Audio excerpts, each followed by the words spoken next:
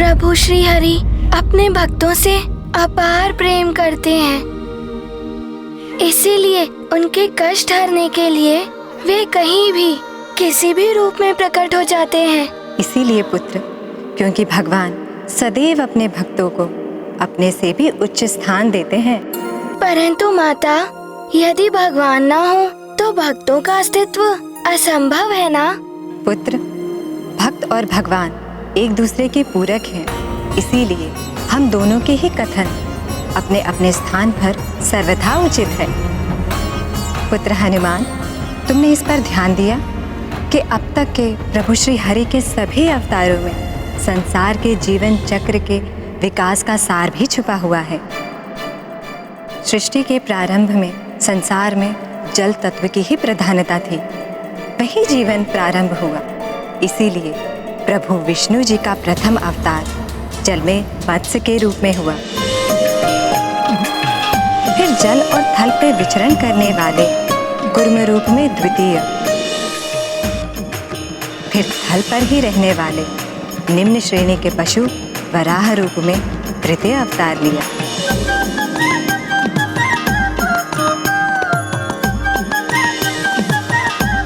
फिर नरसिंह अवतार अर्थात पशुओं के राजा सिंह और मनुष्य के सम्मिश्रण से उत्पन्न विलक्षण जीव अर्थात अर्ध सिंह और अर्ध मानव के रूप में प्रभु ने अवतार लिया।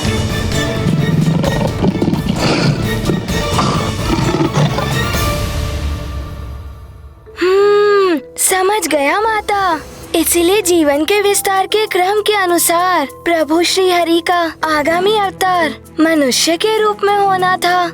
हाँ पुत्र, इस बार पृथ्वी पर प्रभु विष्णु जी का आगमन बाल ब्रह्मचारी रूप में हुआ। परंतु माता, हनुमान को बताइए ना, प्रभु ने अपना पंचम अवतार कब और क्यों लिया? पुत्र, त्रेता युग में जब अमृत पाकर सभी देवता अमृतत्व के अहंकार के मद में चूर होकर अपने अपने कर्तव्यों के प्रति असावधान हो गए थे, परंतु असुरों के गुरु शुक्राचार्य जी द्वारा मृत संजीवनी मंत्र का ज्ञान प्राप्त कर असुरों ने भी मृत्यु परंत पुनः जीवित होने की सामर्थ्य प्राप्त कर ली थी। ओम ह्रां जूं सः ओम भूर्भुवस्वः ओम यम्बकं यजामहे ओम तत्सवितुर्वरेण्यं ओम सुगंधिं पुष्टिवर्धनम् ओम भर्गो देवस्य धीमहि ओम उर्वारुकमिव बन्धनान् ओम धियो यो नः प्रचोदयात् ओम मृत्योर्मुक्षीयमामृतात् ओम स्वः ओम भुवः ओम भुः ओम सः ओम जूं ओम ह्रां ओम।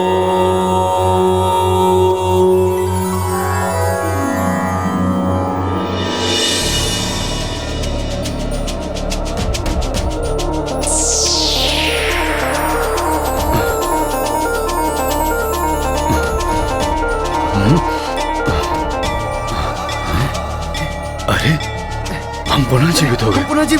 अरे, हम पुनः जीवित हो गए।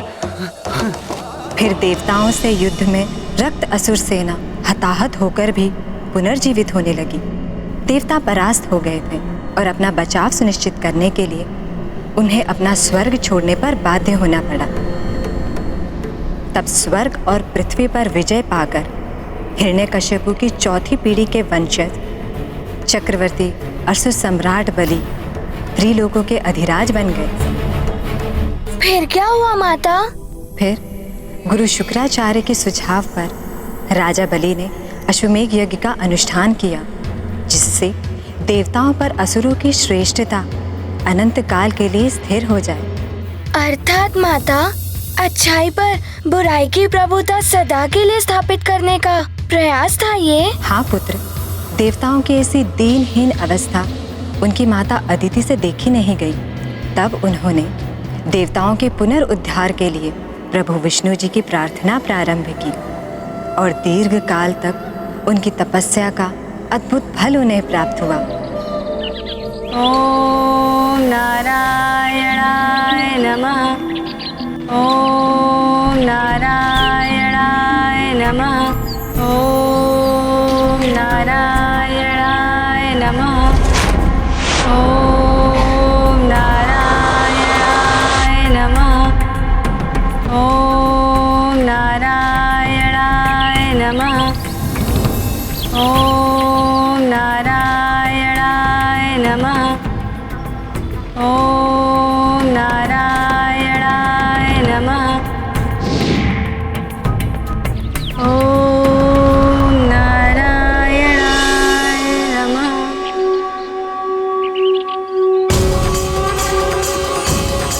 प्रभु प्रणाम श्री हरिनारायण।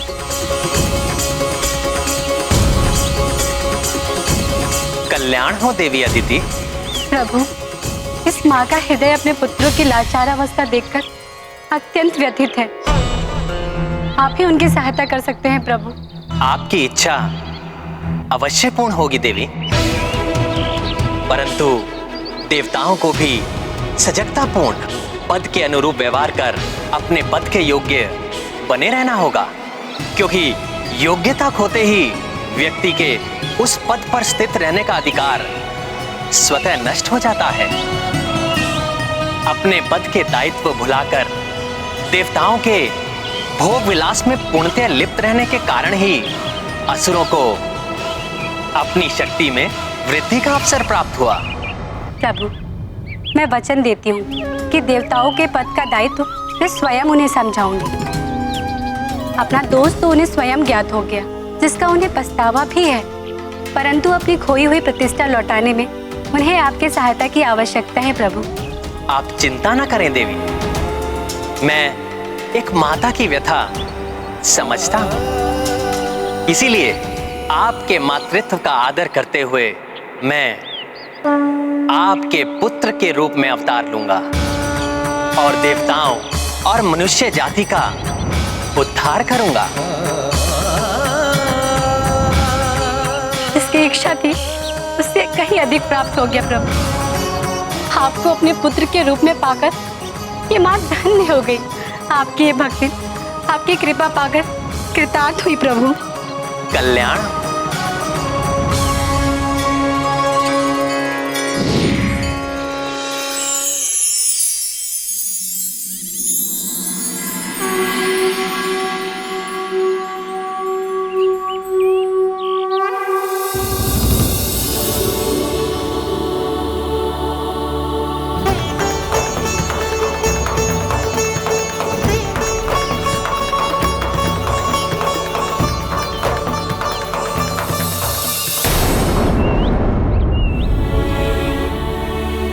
प्रभु श्री हरि का नन्हा सा रूप कितना मनोहर हुआ होगा ना माता। परंतु उनके इस अवतार को क्या नाम मिला और इसके उपरांत क्या हुआ? पुत्र स्वयं स्वामी अर्थात ब्रह्मा जी द्वारा प्रभु विष्णु जी के इस रूप का नामकरण हुआ और जगत में प्रभु विष्णु जी का यह रूप वामन नाम के अवतार से प्रसिद्ध हुआ। माता, हनुमान ये समझ नहीं पा रहा है कि एक नन्हे से बालक के रूप में प्रभु विष्णु जी समस्त देवताओं को पुनः स्वर्ग लौटाने में कैसे सहायक बने। उस पराक्रमी योद्धा चक्रवर्ती असुर सम्राट बलि से युद्ध कैसे किया उन्होंने? यदि व्यक्ति का उद्देश्य शुद्ध एवं धर्मोचित हो तो व्यक्ति के दोष भी उसकी शक्ति बन जाते हैं। इसीलिए किसी की क्षमता का आंकलन कभी भी उसके कद या उसकी शारीरिक बनावट से कदापि नहीं करना चाहिए, अन्यथा इस त्रुटि का भारी मूल्य चुकाना पड़ सकता है। और ऐसी ही भूल चक्रवर्ती असुर सम्राट राजा बलि भी कर बैठा। कैसी भूल माता? जब राजा बलि गुरु शुक्राचार्य के निर्देशानुसार उनकी देखरेख में अश्वमेध यज्ञ का आयोजन कर रहे थे और यज्ञ की पूर्ति में ब्राह्मणों को दान देने की एकमात्र अंतिम रीति शेष थी, तब प्रभु विष्णु जी के वामन अवतार ने यज्ञ वाटिका में प्रवेश किया।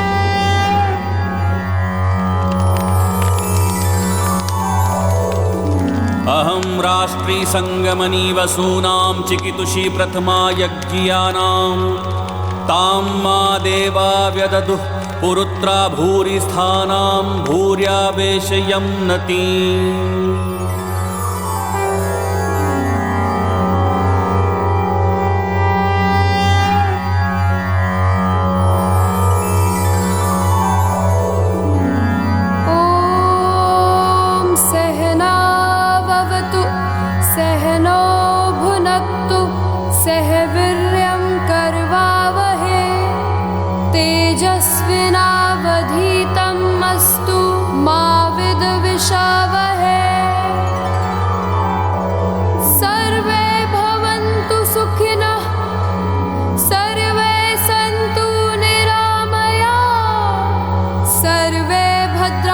पश्यन्तु मा कश्चित् दुःख भाग् भवेत्।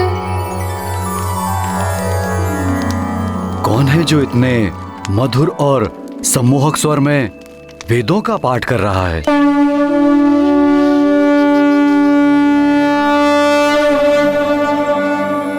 प्रणाम ब्राह्मण श्रेष्ठ।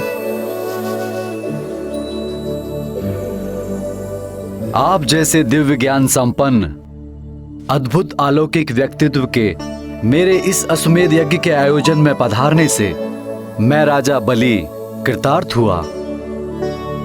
मुझे विश्वास है आपकी कृपा से मेरा ये यज्ञ अवश्य सफल होगा, परंतु सर्वप्रथम इतना बताने की कृपा अवश्य करें कि आप कौन हैं। ब्राह्मण श्रेष्ठ, अपना परिचय देने की कृपा करें। अपना नाम बताएं विप्रवर। राजन, संसार के समस्त नाम मेरे ही तो हैं। कौन सा नाम बताऊं आपको? वैसे भी व्यक्ति की पहचान उसके कर्मों से होती है, नाम से नहीं।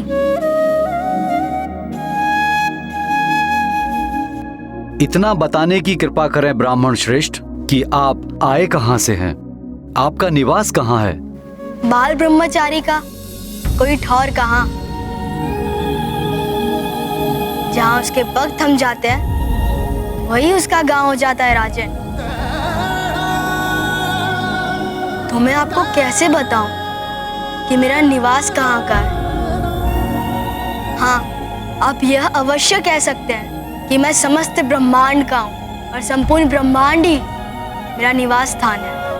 आपका कथन सर्वथा उचित है ब्राह्मण श्रेष्ठ।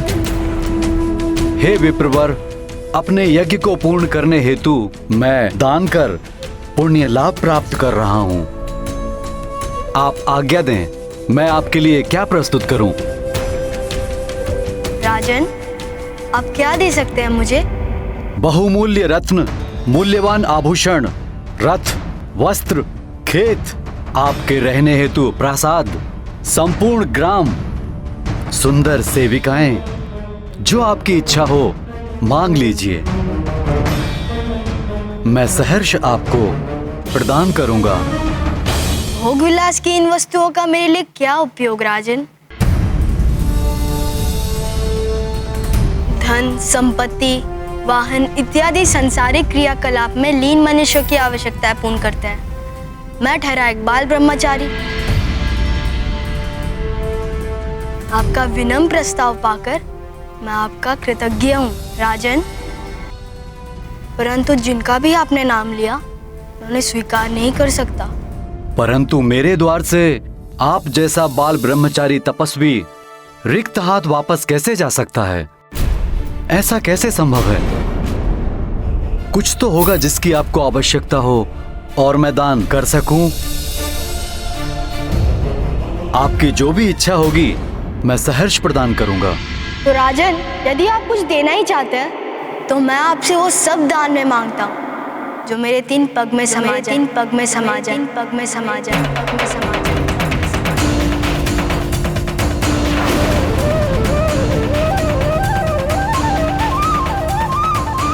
कहिए, वो मुझे देंगे आप?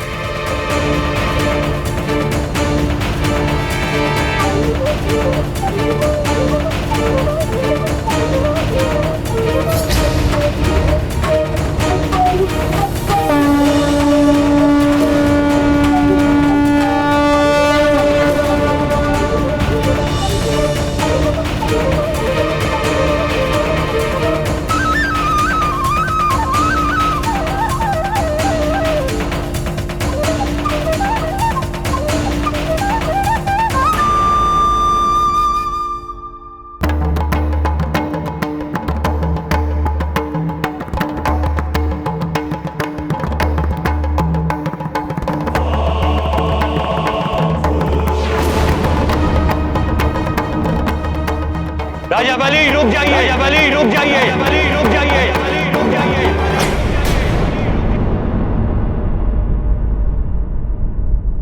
अभी भी समय है, रुक जाइए, अन्यथा अनर्थ हो जाएगा।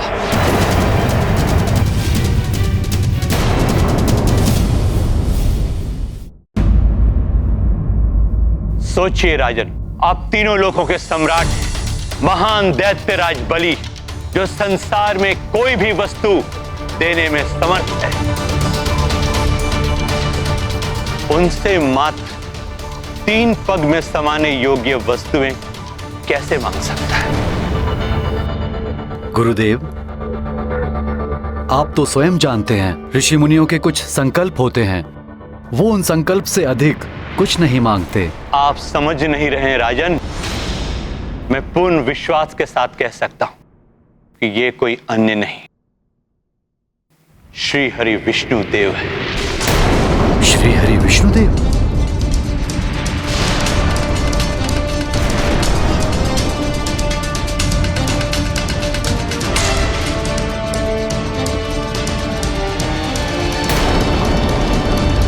ये आप क्या कह रहे हैं? यही सत्य है राजन। ये इंद्र एवं अन्य देवताओं के हित साधन के लिए यहां हैं। यदि आपने इनकी बात मानकर उनकी इच्छा अनुसार दान देने का संकल्प ले लिया तो आप सब कुछ गंवा देंगे।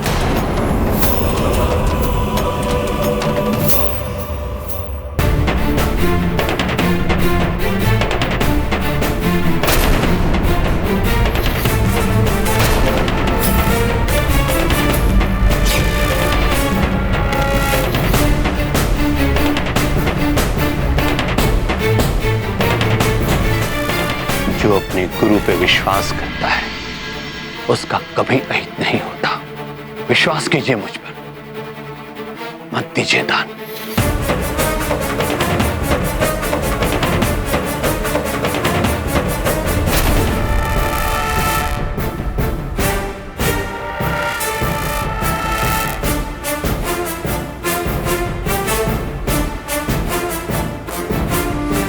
यदि आपकी बात सत्य है तो ये स्वयं दाता हैं, इन्हें कोई क्या दान देगा?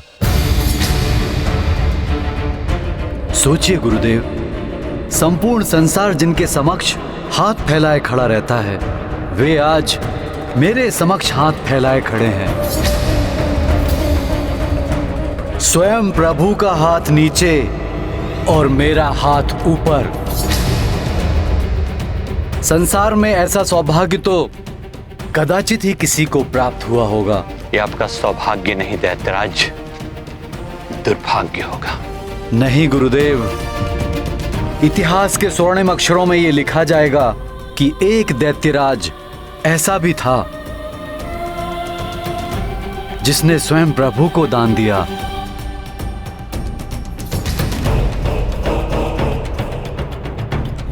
और फिर दान देने का सुख उपभोग करने के सुख से सहस्त्र गुना अधिक होता है गुरुदेव, और पुण्यदायी भी।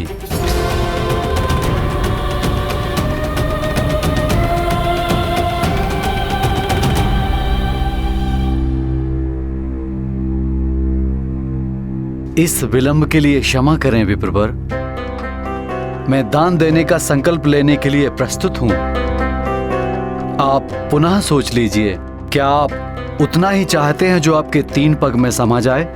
इस संसार में मात्र 3 पग धरती मनुष्य की अपनी होती है। उससे अधिक की इच्छा करने वाले मनुष्य कभी संतुष्ट नहीं होते। राजन, मुझे मात्र उतना ही चाहिए जितना मेरे 3 पग में समा जाए।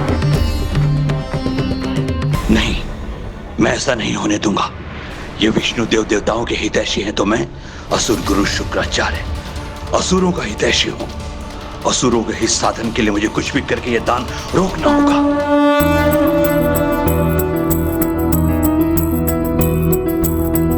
देव प्रतिष्ठा असुर हरे, तब हरि वामन रूप धरे।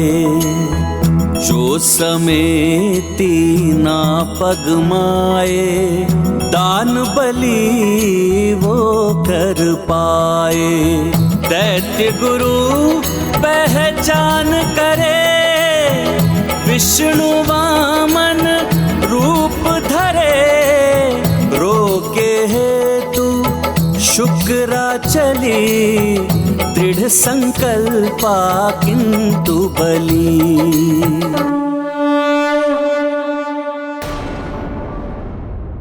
ईश्वर किसी भी रूप में दर्शन दे सकते हैं, आवश्यकता है पहचानने की।